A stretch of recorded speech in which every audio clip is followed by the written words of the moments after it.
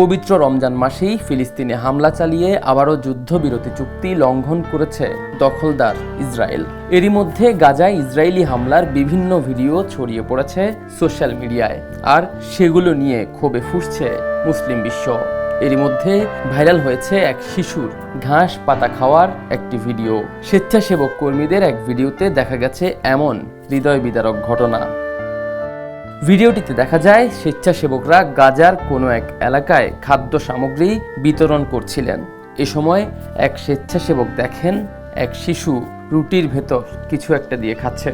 তিনি শিশুটি থেকে রুটি নিয়ে খুলে দেখেন তার ভেতর ঘাস ও পাতা রাখা আছে। এ সময় তিনিও আবেগ আপ্লুত হয়ে পড়েন। এরপর তিনি রুটি এবং তার ভেতর রাখা ঘাস পাতা দর্শকদের দেখিয়ে প্রশ্ন করেন, এই শিশুটি রুটির সঙ্গে ঘাস পাতা খাচ্ছে। আপনারা কি কল্পনা করতে পারবেন আপনার একটি শিশু এই খাবারটি খাচ্ছে?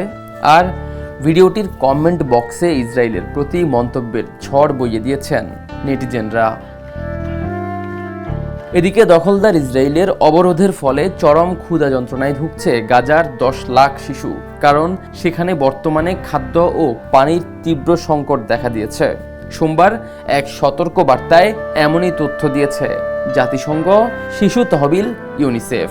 ইউনিসেফ জানিয়েছে, সম্পূর্ণ অবরোধের কারণে গাজার হাজার হাজার মানুষ বিশুদ্ধ পানি ও ন্যূনতম স্যানিটেশনের সুযোগ থেকে বঞ্চিত হচ্ছেন।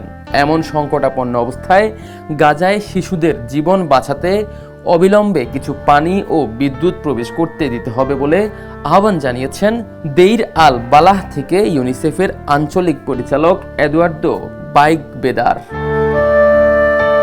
Aftab Shuvo, the news.